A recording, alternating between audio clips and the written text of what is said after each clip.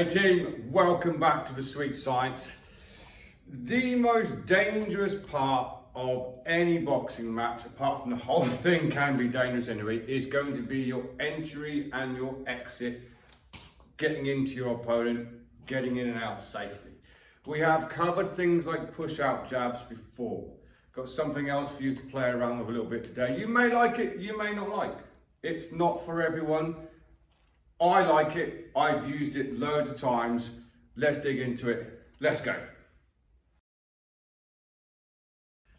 So, entry, execution and exit. Getting in safely, getting the job done and getting out safely. That's the name of the game today. We have covered like the push-out jab series a few times in different videos, different series. This is the same principle, but we're using a hook. A lead hook. I'm not great at doing it orthodox. I'm better at doing it southpaw. I'll demonstrate it orthodox. It's the same footwork that you have used in your push-out jabs.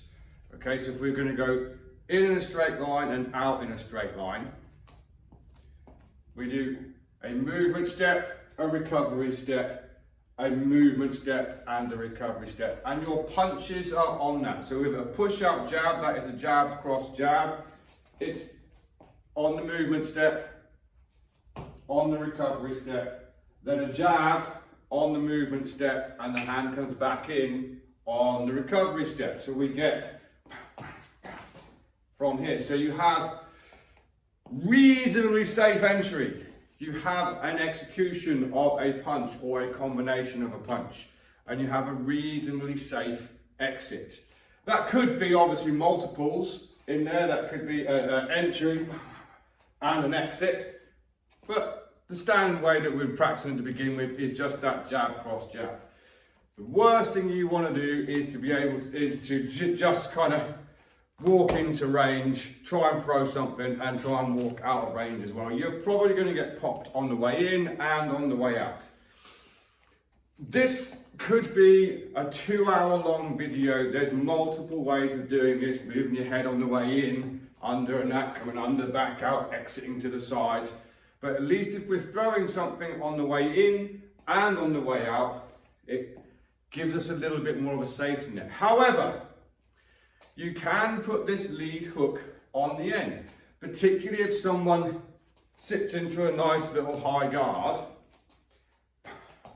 You can get this hook on the way out. You would have to determine whether you need to throw that long range or more of a mid-range on the way out. Depends what happens. This person might step in as you step in and you end up punching short.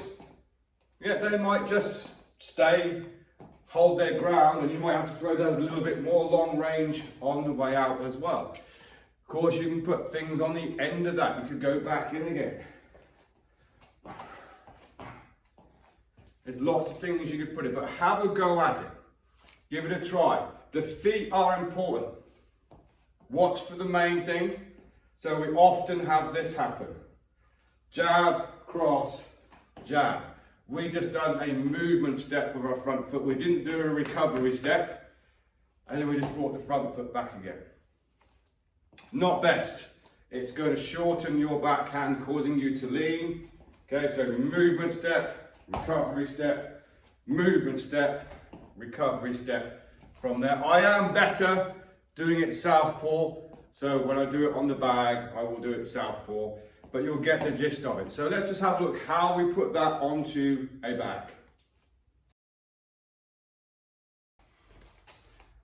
So I literally just said how whatever happened in the scenario, you'd either have to mid-range hook it or long-range hook it. So we'll look at both of how it works. So if I was keeping it long range, so I'm out of range, yeah, we need an entry. We don't want to just go, ha-ha! I'm fighting you. We need some kind of entry. It's the rule of the 3 E's. Entry, execution, and exit. So in on my jab, cross follows. This will be more the long range exit from here. If you're new to the channel, this is just my opinion. Long range hooks, your thumb wants to be towards you, not up. That could be considered as a slap. my thumb is up. Plus you're more likely to hyperextend your elbow, thumb definitely towards you on that long range hook.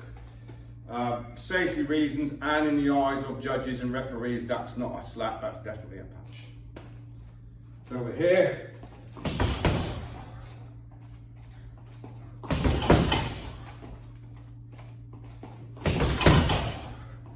Just give you something slightly different to play with rather than the straight. Of course, if they're pulling a high guard, you might just get round the flank on that as well. So let's look at another one. We can of course use this same theory, this same practice to exit left as well, because if you constantly exit backwards, one, it becomes predictable. And the footwork is the same as what we just said about with the push-out jab series. We're going to do a movement step, a recovery step, a movement step, and a recovery step. So it's just your lateral footwork. Watch for the obvious. Toe heel alignment, movement step, recovery step, movement step. This is where a lot of people go wrong. This foot comes way past their toe heel alignment and you've just gone off balance. That has to be perfect. Movement, recover, movement, recover. You need to have your toe heel alignment when you finish. But other than that, it's the same principle. Now, this is not a check hook, okay? It's a push-out hook. Yeah, so there's a few different types of check hook. One on that pivot. Okay, you've also got the more Eastern European style of check hook. This is not a check hook. It's a push-out hook. Yeah, it might look similar, it's different. Jab, cross, because it's a lateral step and I'm recovering from there. Okay, so I haven't turned in, I haven't stepped round, I've just gone jab, cross, push up. That does put us in line for a good backhand uppercut, which we'll look at in a second. But breaking it down, movement step, recovery step, movement step, recovery step from there. Again, I'm doing this orthodox now, so it's a little bit backwards in my head. I feel like I'm actually doing this 100% backwards. So jab, cross, push out, hook from here. Jab, cross, push out, hook from here. So I'll do it on an aqua bag this time. And I'll try and do it orthodox to show you what I mean, how that sets up a nice backhand uppercut as well. It's to do with your lane theory.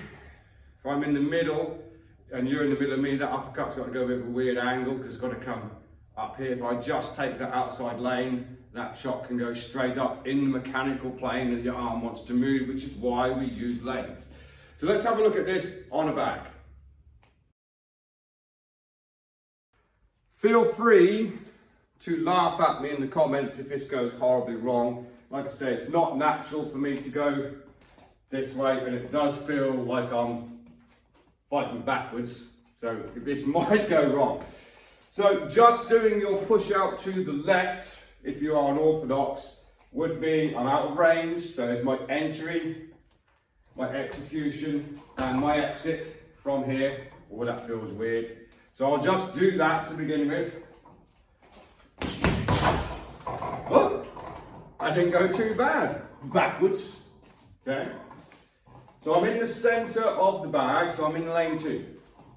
Entry, execution, exit. Now what I mean about how that sets up that nice backhand uppercut.